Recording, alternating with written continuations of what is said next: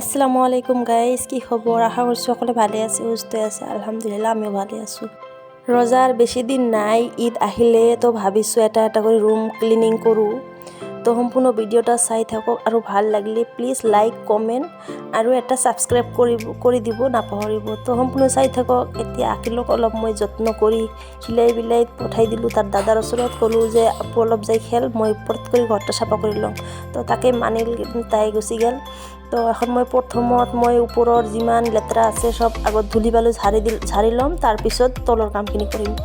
তো প্ৰথমতে মই ওপৰখিনি ঝাৰি ল'ম। খিৰিকীখিনি খুলি লৈছোঁ।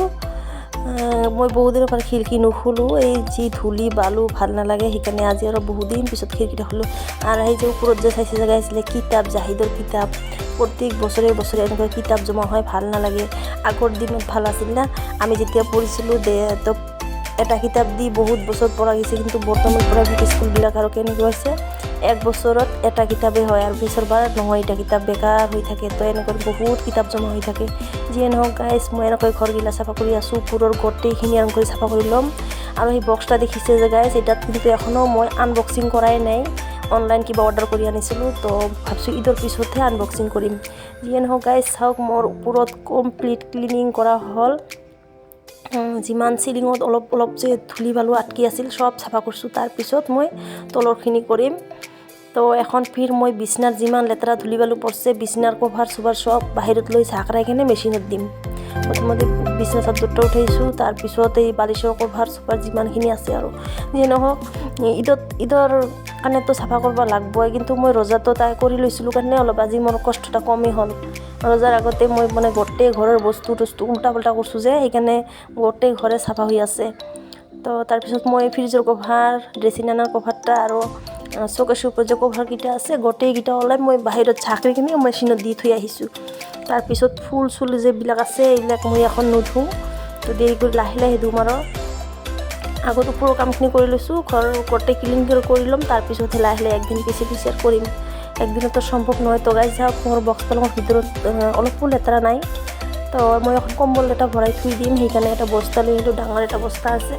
তাতে মই কম্বলটা ভৰাই থৈ দিম। গৰমটো আহিয়ে গ'ল, দেখাতে কম্বলৰ দৰকাৰ নাই, সেইকাৰণে ভাবিলোঁ যে আজি কম্বলটা ভৰাই থৈ দিম।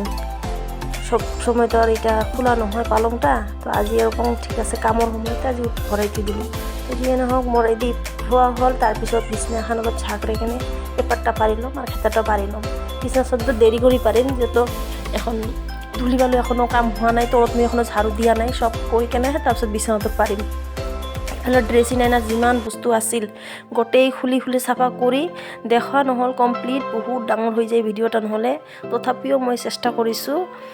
তাৰপিছত মই ড্ৰেছিং টেবুলটা গুচাই পিছফালে যিমান লেতেৰা আছিল ঝাৰু দি তাৰপিছত মুচি কিনেহে মই তাৰ ভিতৰত থৈ দিছোঁ। ড্ৰেছিং টেবুলটা বহুত লেতেৰা হৈ যায়, ইমান চাফা কৰোঁ তথাপিও নাজানো ক'ৰ পৰা যিমান লেতেৰা আহে। তাৰপিছত মোৰ ড্ৰেছিং টেবুল চাফা কৰা হ'ল। তাৰপিছত এইফালে জাহিদৰ টেবুল চেয়াৰ কিতাপ পঢ়া, সেইটাও মই ভাল কৰি মুচি ভিতৰত দেখিলোঁ যে ভিতৰত মাকৰাৰ জাল আছে নেকি, নাই।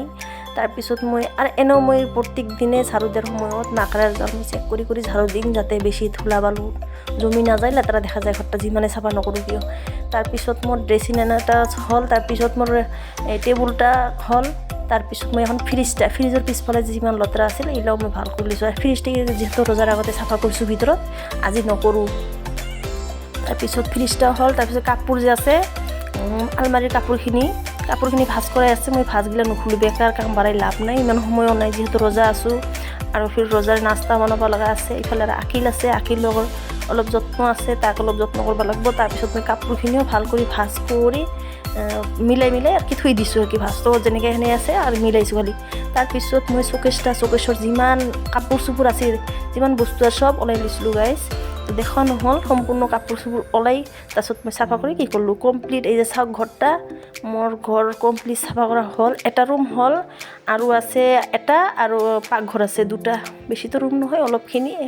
যিহেতু ঘৰৰ ভিতৰত যিহেতু চাফা কৰি ৰাখবাই লাগে বেছি, আৰু ঘৰৰ ভিতৰতে থকা হয় চব সময়, চাফা নাৰাখিলে ভালো নালাগে। তাৰপিছত গাইছে কাপোৰ চোপোৰগিলা কিন্তু ধোৱাৰ পিছত শুকাই সেনা, তাৰপিছতহে মই পাৰিছোঁ। এই যে কভাৰগিলা ধুই দিছিলোঁ, যিহেতু মেচিনত ধোৱা হৈছে, শুকনাই থাকে, অলপখিনি হাৱা বাতাস পালে শুকাই যায়। তাৰপিছত গাইজ মোৰ কমপ্লিট কাম হ'ল। এখন মই গা ধুব যাম। তো গা চু ধুই আহি এখন মই চব ৰেডি কৰিছোঁ, তো আপোনালোকক দেখাম। বুট আৰু আলু সিদ্ধ কৰি লৈছোঁ। তো দেৰি হ'ল বহুত আজি গাঁও দিয়াহাতে। তাৰপিছত গাইছ এই চাওক বুট আৰু আলু সিদ্ধ কৰি লৈছোঁ। ইফালে মুগ দালি দি কোমোৰা ভাজিম। আপোনালোকে খাইছে না নাই একদিন ক'বচোন কমেণ্টত। আমি কিন্তু আজি ফাৰ্ষ্ট খাম, কেনেকুৱা লাগে নাজানো। তো মোক হেৰি কৰি আছে যে এনেকুৱা কৰি বনাবি ভাল লাগে আৰু কি। তো এতিয়া আৰু মিঠা আৰু শাক ঘৰৰে আৰু কোমোৰা যে আধা আছিল সেইখিনিও মই কৰি লৈছোঁ। তাৰপিছত ৰন্ধা বঢ়া আৰম্ভ কৰি দিলোঁ। সময়ো নাই বেছি আৰু বেছি নাস্তা নাবনাওঁ। আমি একলা 2 মাহ বেটা আকিলৰ পাপাটো নায়েই ঘৰত, কেইদিনৰ পৰা সময় নাপায়। ঘৰত ৰোজা খোলাৰ সি হোটেলতে ৰোজা খুলি আছে কেইদিনৰ পৰা, অলপ ভালো নালাগে। আৰু চাবচোন অকলে অকলে কিন্তু ৰোজা খুলি সঁচাই ভাল নালাগে, এবাৰ থাকলে ভাল লাগে। তাৰপিছত অলপখিনি নাস্তা বনাম, সেইকাৰণে মই বুটখিনি বনাই লৈছোঁ আগতে। তাৰপিছত মই এটা এটা কৰি এটা কেৰাহীতে গোটেইখিনি বনাম আৰু কি। তাৰপিছত মই মুগ দালি আৰু কোমোৰাখিনি আজি ভাজি ল'ম। কোমোৰাখিনি ভাজাৰ পিছত তাৰপিছত শাকো ভাজিম। আৰু ৰাতিৰ ৰান্ধাৰ কাৰণে দেৰি আছে, যিহেতু আকিলে পাপা অহা নাই, মাছ লৈ আহিব আৰু আজি কিন্তু চব্জিও নাই। তাৰপিছত কোমোৰা ভাজাখিনিও হৈ গ'ল মোৰ, দালি দি ভাজিছোঁ, ভালেই লাগছে আজি কোমোৰা ভাজাখিনি। তাৰপিছত গাইছ শাকত অলপ নিমখ দি দিছোঁ আৰু কাঁচামৰিচকেইটা কাটি দিছোঁ। তো শাকখিনি হ'লে তাৰপিছত আৰু নাই আৰু আজি শাকৰ দেখছে না দাণ্ডাৰিখিনি কি হেল্ডি একবাৰে তলা। তো লোকেল শাক ঘৰৰে, সেইকাৰণে ভাল দেখা যাই আছে। তাৰপিছত 3টা শুকনা মৰিচো ভাজি লৈছোঁ। শুকনা মৰিচ নহ'লে কিন্তু ভালো নালাগে। সেইফালে অলপ ৰচুন দি সম্বাৰটা দি দিম শাকৰ। তো মোৰ শাকখিনিও ৰন্ধা হৈ যাব। তাৰপিছত ইফতাৰীৰ কাৰণে ৰেডি হৈ গ'লোঁ।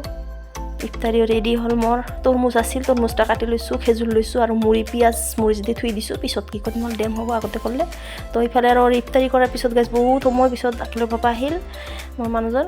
তাৰপিছত মাছ লৈ আহিল, মাছখিনি ধুই কেনে আধা ফ্ৰিজত ৰাখি দিলোঁ আৰু আধা কোমোৰা দি ৰান্ধিম। একদিন এটা ৰান্ধা যাব নহয়, তো আধা থৈ দিছোঁ। তাৰপিছত মই কাঁচাই ৰান্ধিম, ভাজা নাই মাছখিনি। কি লোকেল মাছ না, ভাজিলে ভাল নালাগে। আৰু ফ্ৰিজত যদি থৈ দিম, ফ্ৰিজত থোৱাৰ পিছত মই ভাজি সেনাই ৰান্ধোঁ।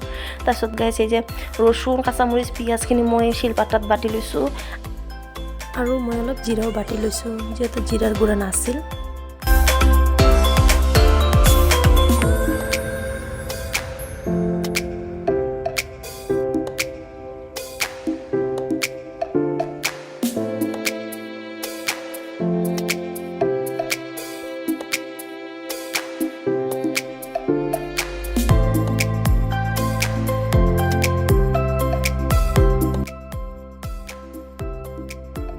ৰাতি বহুত হৈছে, আকিলৰ পাপা যিহেতু ৰাতি আহিছে, দেৰি কৰি আহিছে, ৰান্ধা বাঢ়া দেৰি হৈ গ'ল।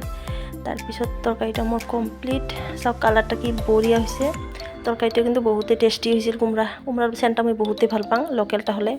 তাৰপিছত গাইছ কালাৰটা চাওক বহুতেই সুন্দৰ হৈছে। খাই লৈ আহি তাৰপিছত ইফালে আকিলৰ কি চুৰি হ'ল, অলপ ড্ৰামা দেখিলোঁ তাৰ। তো আকিলৰ পাপা কৈ আছে আকিল বোলে দুখ পাইছে, হাতত দেখাই আছে অলপ ৰক্ত ওলাইছে, ক'তবা দুখ পাইছে। ক'লোঁ কয় কি গাড়ীত দুখ পাইছোঁ। তো তাৰ আৰু কথা টুপুৰ এটা কথাটো আছেই। তাক এটা ক'ম, তাই আৰু এটা ক'ব, কিবা কৈ আছে। তাৰপিছত যিয়ে নহওক গাইজ, তাক ক'লোঁ যে তেলে ঠিক আছে, বৰ+ আছে, অলপ বৰ+ লগাই দিম। তো গাইজ আজি বেছি ভিডিঅ'টা ডাঙৰ নকৰিলোঁ, ইয়াতে শেষ কৰিম। তো আৰু এটা ভিডিঅ'ত দেখা হ'ব। আল্লাহ হাফিজ।